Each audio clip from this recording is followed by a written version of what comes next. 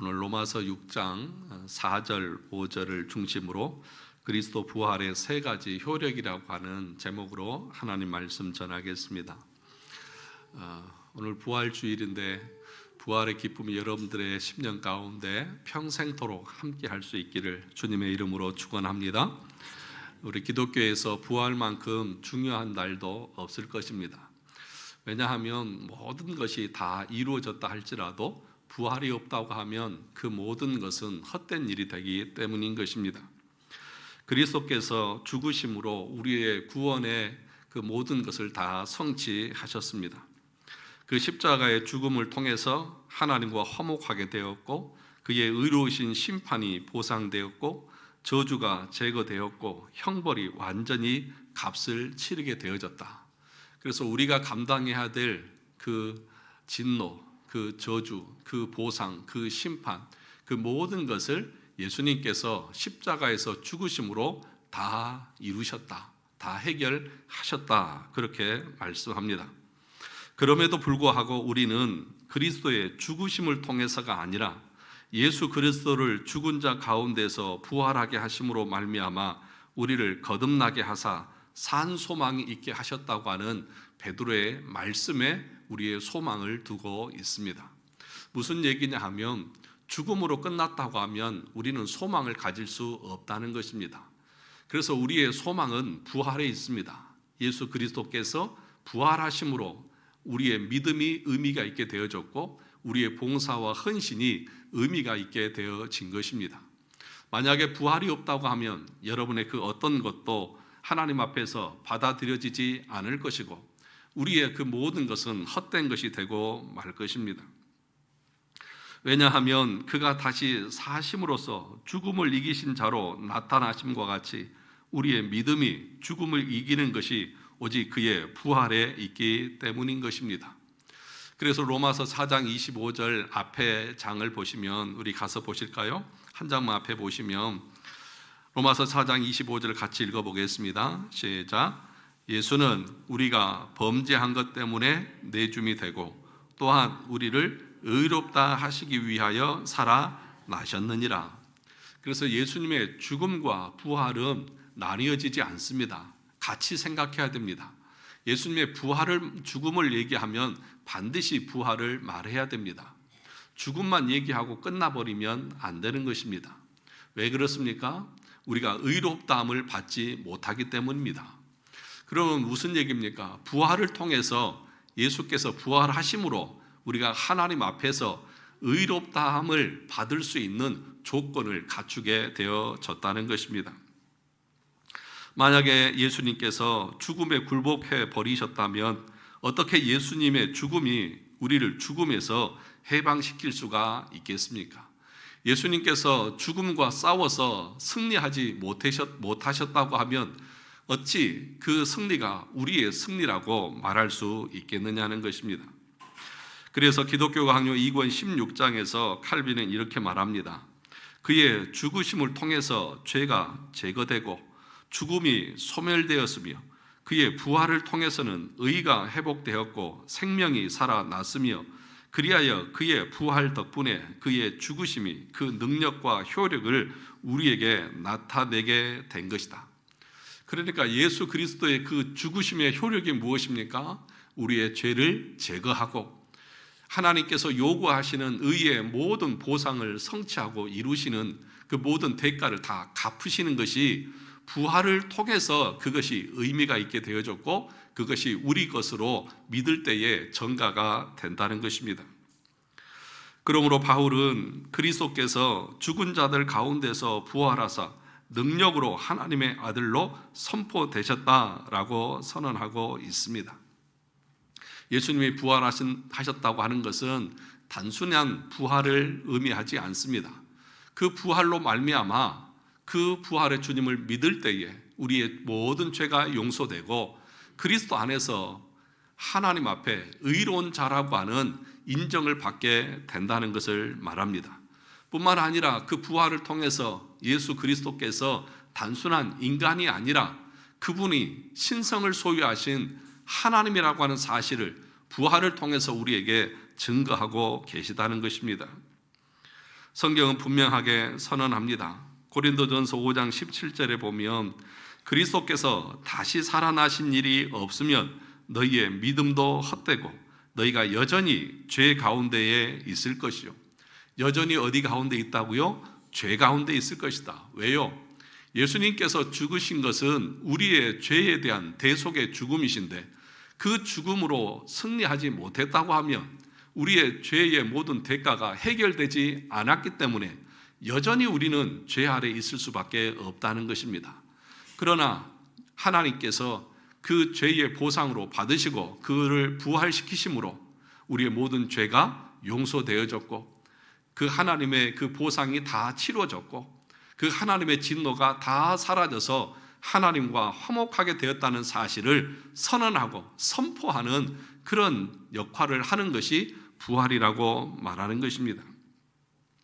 그래서 오늘은 이 부활의 효과, 이 부활이 우리에게 어떤 효력을 가져오는지 그 세 가지에 대해서 함께 살펴보려고 합니다. 첫째는 뭐냐 하면 예수 그리스도의 부활은 우리를 의롭다 하게 하시는 하나님의 법정적 선언이라는 것입니다. 앞에서 우리가 로마서 4장 25절을 보았습니다. 예수는 우리가 범죄한 것 때문에 내줌이 되고 또한 우리를 의롭다 하시기 위해서 뭐 하셨느니라? 살아나셨느니라. 그분의 살아나심에는 어떤 의미가 있습니까? 우리를 의롭다 하시기 위해서. 반대로 말하면 그분이 살아나지 않으셨다고 하면 우리가 아무리 예수를 믿는다고 해도 우리는 하나님 앞에서 의롭다함을 받을 수가 없는 것입니다. 십자가가 우리의 죄에 대한 형벌을 지불한 대속의 제사였다면 부활은 그 속죄의 사역이 성부 하나님께 온전히 연락되었다고 하는 공식적인 선언인 것입니다. 사랑하는 성도 여러분, 예수님께서 겟세마네 동산에서 십자가를 앞에 두고 형언할 수 없는 괴로움 앞에 기도하셨습니다. 땀방울이 핏방울이 될 정도로 3번씩 간절하게 기도했습니다. 아버지, 할만하시거든 이 잔을 내게서 옮겨 주옵소서. 그러나 내 뜻대로 마옵시고 아버지의 뜻대로 하옵소서. 예수님께서 그렇게 간절하게 기도하신 내용이 무엇입니까? 죽음에 대한 공포 때문입니까? 인간적인 그 자기 목숨을 내어줘야 되는 그 고통, 고난 때문에 그렇게 괴로워하셨습니까? 아닙니다. 칼빈은 기독교 강요에서 예수님은 그렇게 겟세마네 동산에서 간절하게 괴로워하시면서 죽을 지경이 될 정도로 기도하신 것은 단순한 자기의 목숨이 아까워서도 아니고 목숨을 잃는 것에 대한 두려움 때문이 아니라 인류의 모든 죄를 지고 대표로서 십자가에서 죽으실 때에 그 죽음에 삼키지 않고 죽음을 이기기 위해서 하나님 앞에 기도하셨다, 그렇게 말씀합니다.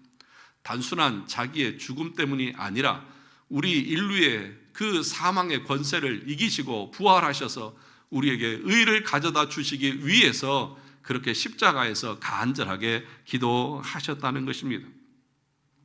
그러므로 부활을 믿는 성도는 더 이상 정죄함이 없는 영광스러운 자유인의 신분을 가지게 되었습니다. 그래서 히브리서에서는 뭐라고 말합니까? 이제 우리는 은혜의 보좌 앞에 어떻게 해요? 담대하게 나갈 수 있게 되었습니다. 당당하게 나갈 수 있게 되었습니다. 무엇 때문에요? 예수님께서 십자가에서 우리의 모든 죄의 그 죄책을 다 보상하셨고 대속하셨기 때문에 하나님 앞에 우리가 갚아야 할 죄가 없고 이제는 하나님과 원수가 아니라 자녀된 관계가 되어졌기에 자녀가 아버지 앞에 문을 벌컥 열고 들어가듯이 당당하게 그 은혜의 보좌 앞에 나갈 수 있게 되어졌다는 것입니다. 주님은 죽음에 굴복하여 멸망하지 않고 부활로 승리하셔서 우리에게 완전한 칭의, 구속을 이루어 주셨던 것입니다. 사도신경에 보면 우리 사도신경에는 없지만 음부에 내려가사 그런 그 내용이 있습니다. 처음에는 있었지만 지금 우리의 사도신경에는 없습니다. 죽으시고 음부에 내려가셨다. 이 음부에 내려가셨다는 말은 지옥에 내려갔다고 하는 말인데, 그래서 이 해석에 논란이 있습니다. 예수님이 죽으시고 지옥에 가셨다. 베드로에서에 보면 지옥의 영들에게 증거했다 그러잖아요. 그런데 우리 장로교회에서는, 우리 개혁신학에서는 예수님이 장소적으로 직접 지옥에 내려가셨다 그렇게 해석하지 않습니다. 그럼 어떻게 해석합니까? 예수님이 십자가에서 당하신 고난이 우리가 지옥에서 당하는 그 고난과 고통을 그 십자가 위에서 대신 겪으셨다 그렇게 해석을 하는 것입니다. 얼마나 그 지옥의 고통과 형벌이 무섭고 괴롭고 고통스러웠으면 예수님께서 십자가에서 하나님을 향해서, 아버지를 향해서 어찌하여 나를 버리셨나이까 괴로워하고 절규하시는, 그런데 그것을 누가 담당해야 되는 것이라고요? 저와 여러분들이 죄로 말미암아 당해야 될 그 심판이었습니다. 그러나 우리 주님이 대신 다 감당하시고 부활하심으로 그 모든 죄책의 값을 다 지불하셨다는 것입니다. 그래서 하이델베르크 요리문답 제44문에서는 이렇게 말합니다. 음부에 내려가셨으며 라는 말이 왜 덧붙여져 있습니까? 그것에 대한 답을 이렇게 말합니다.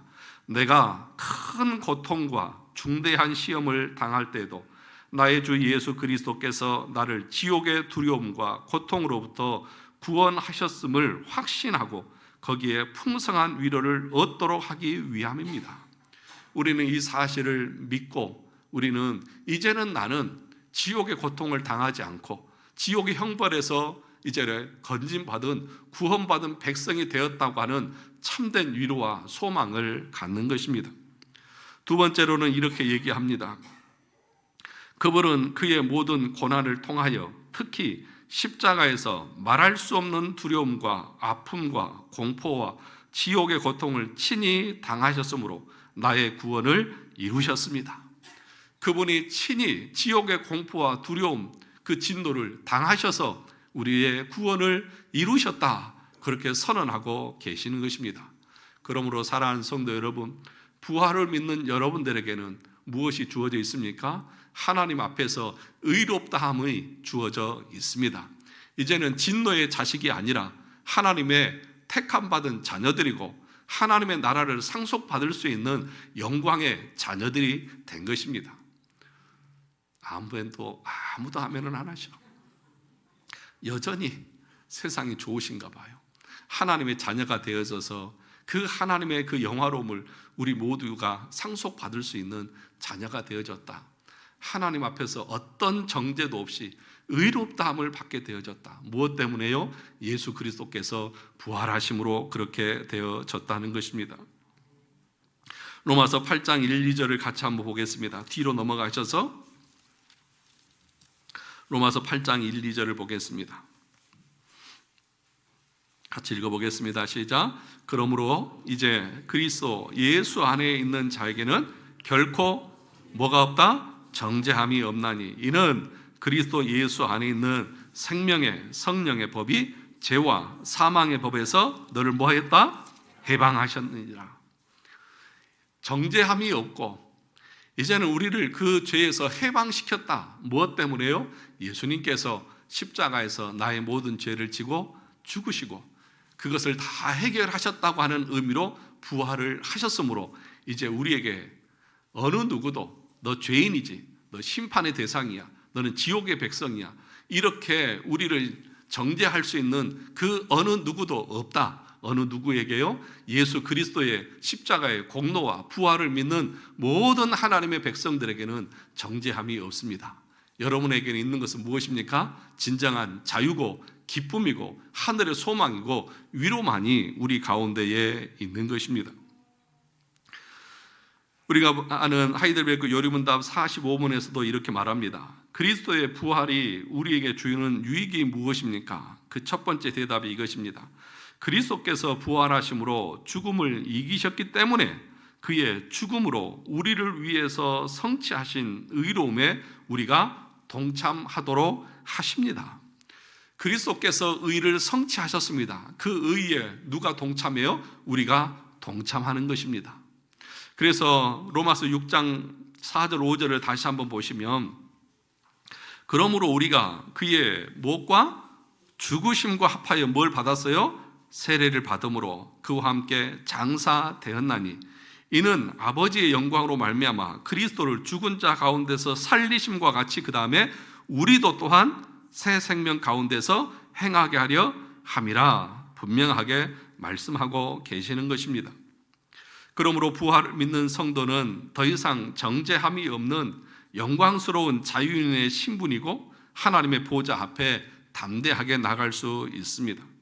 그래서 부활로 인해서 저주의 공포에서 벗어나서 생명으로 옮김을 받게 된 것입니다. 예수님이 죽으신 자로서 부활하셨으므로 우리에게 새 생명을 주셨다라고 말씀하고 있습니다. 나의 죄가 모두 해결되었고 이제는 하나님 안에서 새 생명을 얻는 새로운 백성이, 새로운 자녀가 되어졌다라고 말하고 있는 것입니다.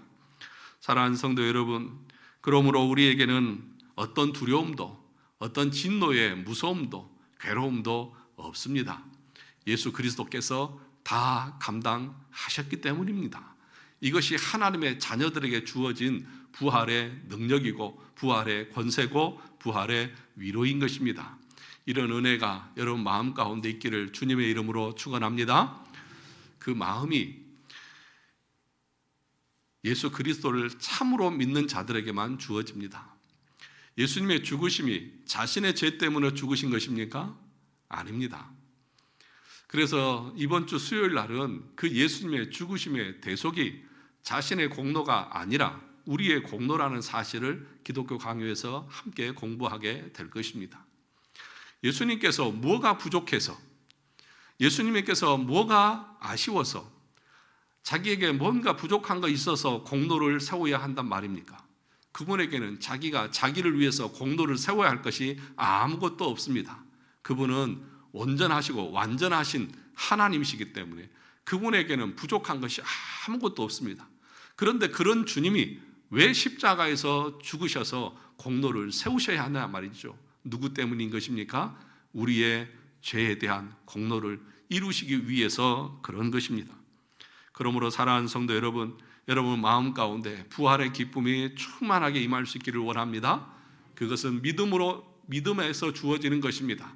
죄에서 자유케 되어졌다고 하는, 이제는 나에게는 정죄가 없고 나를 죄인이라고 나를 구속하고 끌고 갈 그 어떤 법도 없다는 그 참된 믿음에서 나오는 자유고 기쁨인 것입니다. 둘째로 부활은 우리의 성화를 일으키는 원동력입니다. 부활은 단지 2000년 전의 사건에 머무르지 않습니다. 부활은 성령의 역사를 통해서 우리의 삶을 새롭게 만들어 가신다는 것입니다.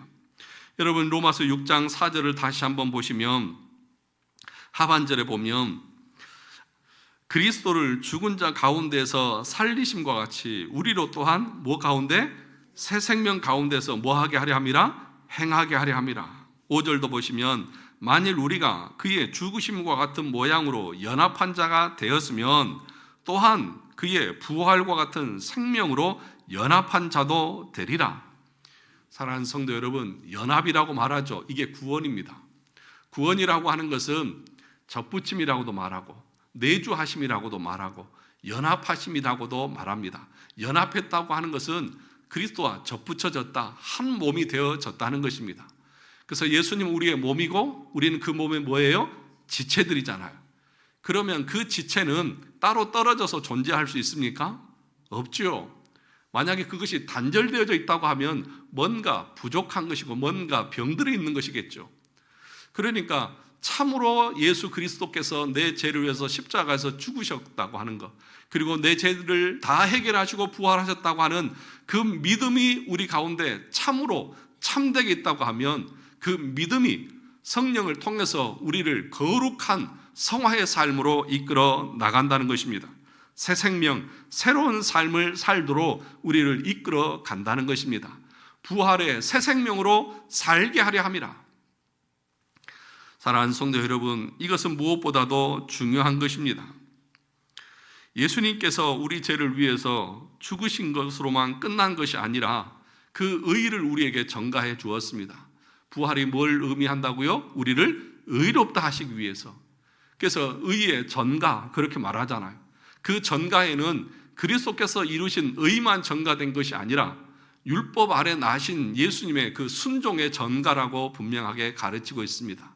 그래서 믿음의 삶은 단순히 믿는 것으로 끝나는 것이 아니라 그 믿음에는 반드시 살아 움직이는 생명력 있는 역사가 나타난다는 것입니다. 나무가 살아있으면 봄이 되면 싹이 나겠죠. 꽃이 피겠죠. 여러분 교회 옥상에 보면 꽃이 만발해 있습니다. 모르시죠? 저만 누립니다. 저만 올라가면 체리 나무에 체리 꽃이 온 나무에 하얗게 펴 있어요. 앵두나무 꽃이 만발했다가 다 떨어져 있고요. 자두나무 꽃이 지금 펴져 있어요. 올라가지 마세요. 저만 볼 거예요. 그런데 죽은 나무도 있습니다. 겨울 동안 얼어 죽어가지고 이파리가 다 말라있고 꽃도 피지 않고 그래서 앙상한 가지만 있는 게 있어요. 무슨 차이일까요?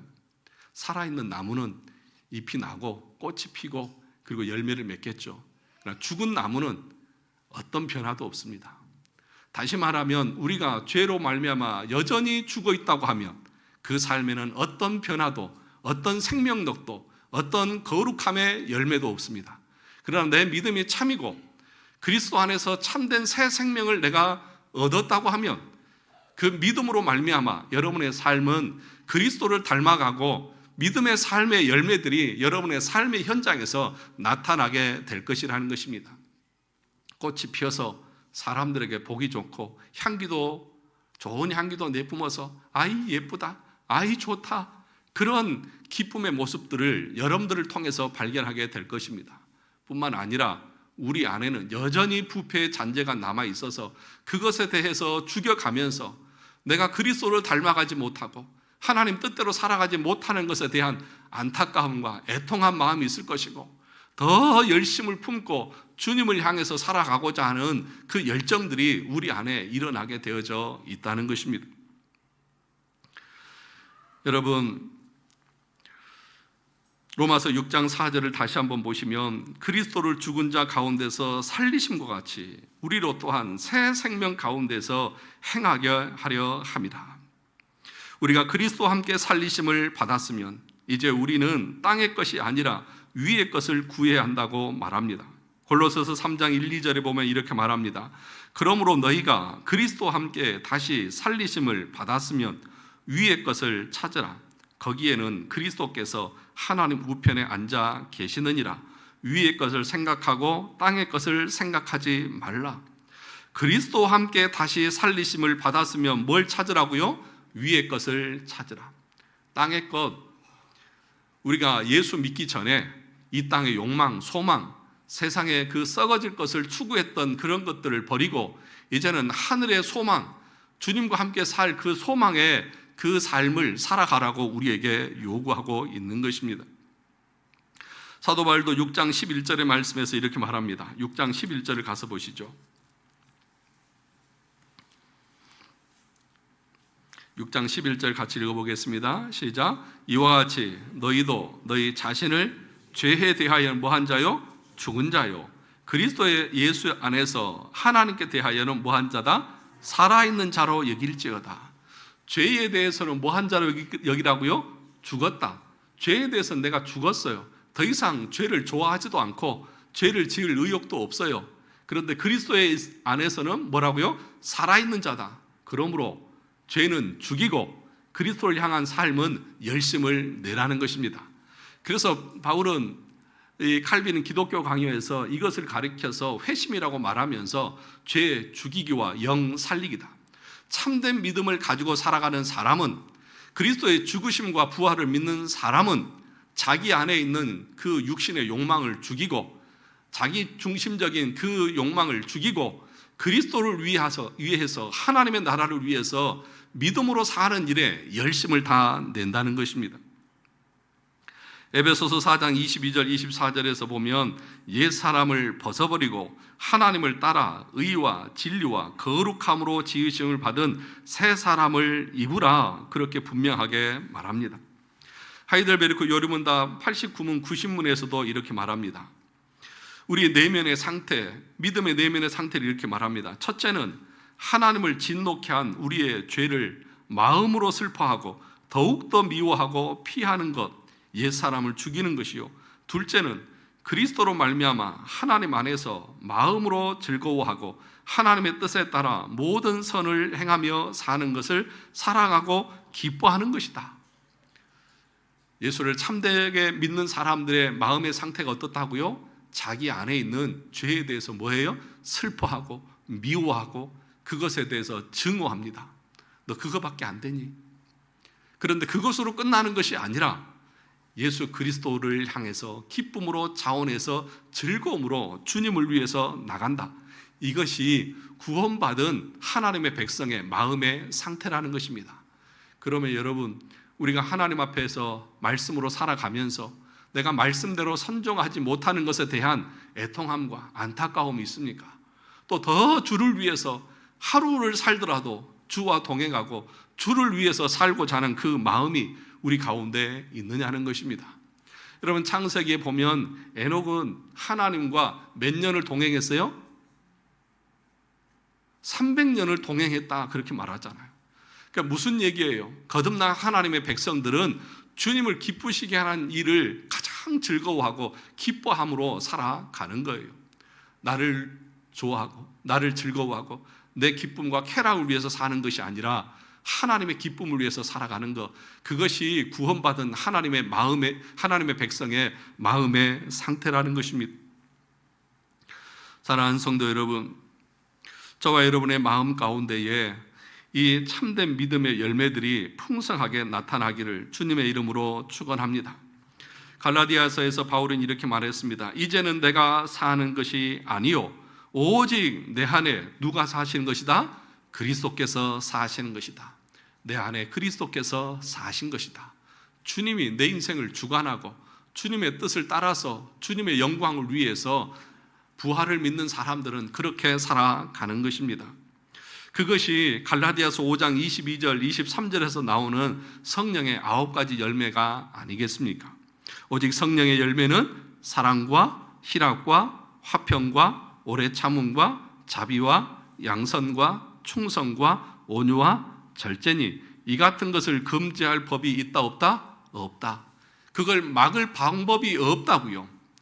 정말 우리 안에 성령이 내주하시고 믿음의 확신이 있다고 하면 우리 안에 사랑과 희락과 화평과 오래 참음과 자비와 양선과 충성과 온유와 절제, 이런 성령의 열매를 제지하고 억제하고 막을 수 있는 그 어떤 법도 있다 없다? 없다. 없다고 하면 자연적으로 우리 삶에서 이런 성령의 열매가 나타난다 안 나타난다? 나타난다는 거예요. 이것이 거듭난 사람의 모습이고 성화의 삶의 모습이라는 것입니다. 성령의 9가지 열매라고 하는 것은 9가지를 말하는 게 아니에요. 한 가지 열매예요. 성령이 내주하게 되면 그 한 가지 열매의 9가지 측면을 말하는 거예요. 그러니까 이 9가지가 우리 삶에 다 있어야 하는 것입니다. 하나는 있어. 사랑은 있는데 희락이 없어. 이렇게 있을 수는 없다는 거예요. 정말 사랑이 있다고 하면 절대도 있게 될 것이고 온유함도 있게 될 것이고 그것들이 다 우리 삶에서 나타나게 될 것이라는 것입니다. 그러므로 여러분, 제가 여러 번 얘기하지만 정말 예수 그리스도를 믿는다고 하면서 참으로 거듭났다고 하면서 교회 공동체 안에서 각 지체를 향해서 뭐라고 화를 낸다든지 자기 하고 싶은 대로 막 성질을 부려버린다든지 이런 일이 일어날 수가 있을까요? 대답을 해보세요. 일어날 수가 있을까요?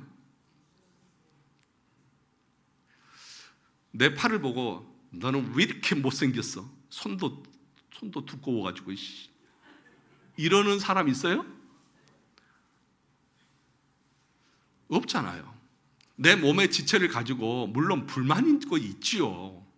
유혜경 씨는 키가 작은 것이 늘 불만이고 살이 안 빠진 게 늘 불만이에요. 그런 거 있을 수 있지만 너 필요 없어 잘라내버리고 그러는 사람 있어요? 없잖아요. 우리가 그리스도의 한 몸의 지체라고 하면 그럴 수가 없는 거예요.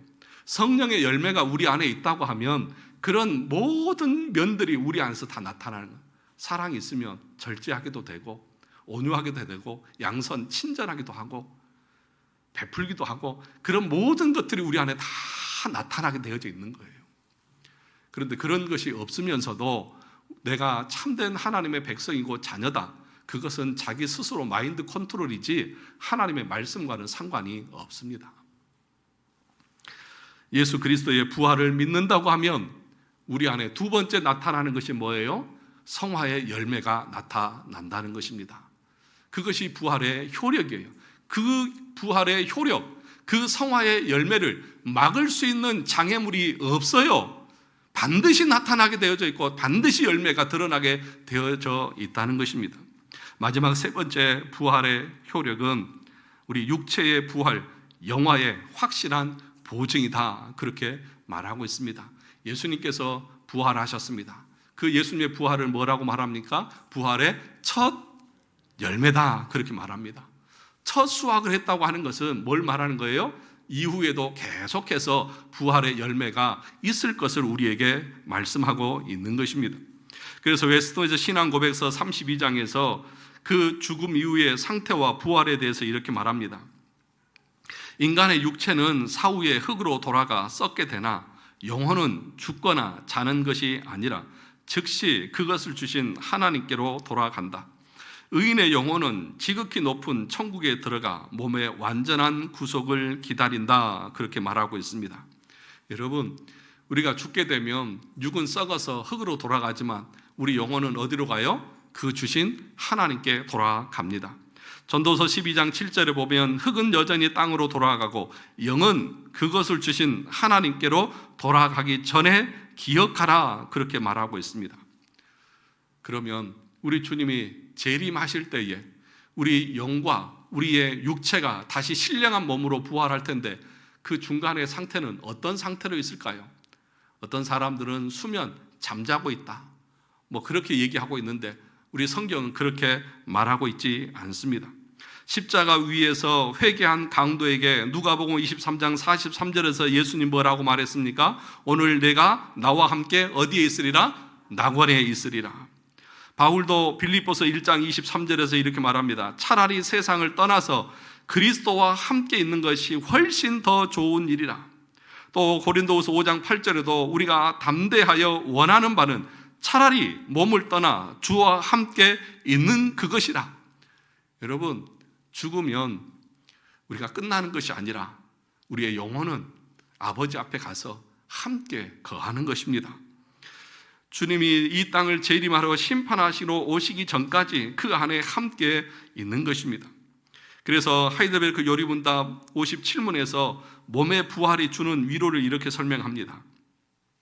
죽음 이후에 나의 영혼이 머리 대신 그리스도께로 갈 뿐 아니라 나의 몸도 그리스도의 능력으로 일으킴을 받아서 나의 영혼과 결합하여 그리스도의 영광스러운 몸과 같이 될 것이다. 우리 주님이 부활하셨을 때에 그 신령한 몸으로 부활하셔서 그 아름다움을 보여주셨던 것처럼 저와 여러분도 마지막에 우리 주님이 이 땅을 심판하러 오시면 우리의 육체도 가장 아름다운 모습으로 병들거나 아프거나 그런 모습이 아니라 완전하고 온전한 신령한 몸으로 부활해서 우리 영혼과 함께 결합해서 그리스도와 함께 새 하늘과 새 땅에서 영원히 함께 살 것이다. 성경 우리에게 그렇게 분명하게 약속하고 계십니다. 우리 주님이 그 부활하신 몸으로 승천하셔서 하나님 보좌의 우편에 앉아 계신 것이, 그것이 우리에게 대한 확실한 보증이다. 기독교 강의를 수요일날 오셔서 공부하신 분들은 알 거예요. 승천에 대해서 얘기할 때에 예수님께서 우리와 같은 육신을 입고 하늘을 뚫고 올라가셨으므로 우리도 똑같이 승천해서 그리스도와 함께 영원히 살 것에 대한 그 보증을, 그 모습을 보여주셨다라고 말씀하고 계시는 것입니다. 사랑하는 성도 여러분, 만일 이 땅의 것이 전부고 이 땅의 삶이 마지막이라고 하면 우리처럼 불쌍한 사람이 없습니다. 고린도전서 15장 19절에서 그래서 이렇게 말합니다. 만일 그리스도 안에서 우리가 바라는 것이 다만 이 세상의 삶뿐이면 모든 사람 가운데 우리가 더욱 불쌍한 자이리라. 이 땅의 삶이 전부라고 하면, 부활이 없다고 하면 저와 여러분들이 가장 불쌍한 사람, 그 중에서도 제가 제일 불쌍한 사람이에요. 평생 부활이 있다고 설교하고 그렇게 새벽에 잠도 못 자고 와서 설교하고 그렇게 살았는데 없네. 가장 불쌍한 사람이에요. 그런데 여러분, 부활이 있기에 저는 가장 행복한 사람입니다. 여러분들도 가장 행복한 사람입니다. 세상에서 많은 것을 누리지 못하고 있다 할지라도 여러분들은 가장 복된 인생들입니다. 여러분, 지금은 여러분들의 얼굴이 제가 볼 때 미인이 별로 없어요. 얼굴도 다 쭈글쭈글하고 또 뭐 이도 다 빠져 있고 머리는 희끗하고 별 볼 일 없어요. 그런데 여러분, 우리 주님이 이 땅에 재림하실 때에 우리의 몸이 어떻게 변화된다고 말합니까? 신령한 몸으로, 흠도 없고 또 상처도 없는 깨끗하고 온전한 모습으로, 누가 봐도 황홀한 모습으로 여러분의 모습이 부활할 것이다 약속하고 있습니다. 그러므로 여러분, 좋은 화장품 안 써도 여러분 피부 깨끗해질 거니까 걱정하지 마세요. 그날을 소망하면서 우리는 살아가는 것입니다. 그것이 단지 우리의 외모가 아름다워서가 아니라 그 나라에 이제는 우리 주님과 얼굴을 맞대며 나를 위해서 십자가에서 죽으신 그 고난의 죽음을 직접 맞대며 여기서 누릴 수 없었던 참된 만족과 기쁨을 우리 주님과 함께 누릴 수 있기 때문인 것입니다. 사랑하는 성도 여러분, 성경은 분명하게 말합니다. 이 땅에서 우리가 이 부활의 소망을 가지고 하루하루를 살아가는 것이 절대로 헛되지 않다고 말씀합니다. 그러므로 마지막 고린도전서 15장에서 이렇게 말합니다. 우리 주 예수 그리스도로 말미암아 우리에게 승리를 주신 하나님께 감사하노니 그러므로 내 사랑하는 형제들아 견실하며 흔들리지 말고 항상 주의 일에 더욱 힘쓰는 자들이 되라. 이는 너희 수고가 주 안에서 헛되지 않은 줄 알미라. 부활의 소망을 가지고 살아가는 사람들은 주님을 위해서 최선을 위해서 삽니다. 헛되지 않은 줄 알고 그것에 대한 아름다움, 결실이 우리 가운데 있음을 믿기 때문에 그런 것입니다. 저와 여러분들에게 이 부활의 그 효력, 부활의 그 영광, 부활의 기쁨이 매일매일 넘쳐날 수 있기를 원합니다. 한 가지만 덧붙이면, 우리가 고난주간은 한 주간 내내 묵상하잖아, 고난의 그 주님을. 그런데 부활은 오늘 이 설교 끝나면 끝이야. 그렇죠? 부활은 더 이상 묵상하지 않죠. 그것이 아니라 우리의 주일은, 매 주일이 뭐예요? 부활이에요. 그래서 그 부활의 감격, 그 기쁨, 그것으로 우리는 날마다 하루하루를 살아가는 것입니다. 내일 출근하는데 월요병이 있으시죠? 제 딸도 아침마다 준비하면서 직장 가기 싫다 막 이러고 준비를 하거든요. 그런데 여러분, 부활의 기쁨이 있는 사람들은 그 즐거움이, 그 모든 것을 이겨내면서 기쁨으로 하루하루를 살아가는 것입니다. 그러니까 저 뒤에 앉아있는 유혜경 씨가 하하호호 하면서 매일 나사 하나 빠진 사람처럼 그렇게 즐겁게 사는 것 아니겠습니까? 저와 여러분 모두가 부활의 그 감격, 기쁨이 오늘 하루로 끝나는 것이 아니라 내일도 모레도 글피도 계속해서 이 부활의 소망, 내가 하나님 앞에 의롭다함을 받았다, 그리고 내 삶을 하나님께서 풍성한 열매로 채워가실 것이다, 그리고 마지막 때에 나를, 내 육신과 내 영혼이 아름답고 온전한 모습으로 새 생명을 주셔서 그리스도와 함께 새 하늘과 새 땅에서 영원히 살도록 나를 준비하고 계시다. 여러분, 이것보다 더 귀한 복이 어디 있습니까? 이 말씀을 믿음으로 매 주일마다, 매일마다 주님 앞에 나와 예배하며 나가는 우리 모두가 되시기를 주님의 이름으로 축원합니다.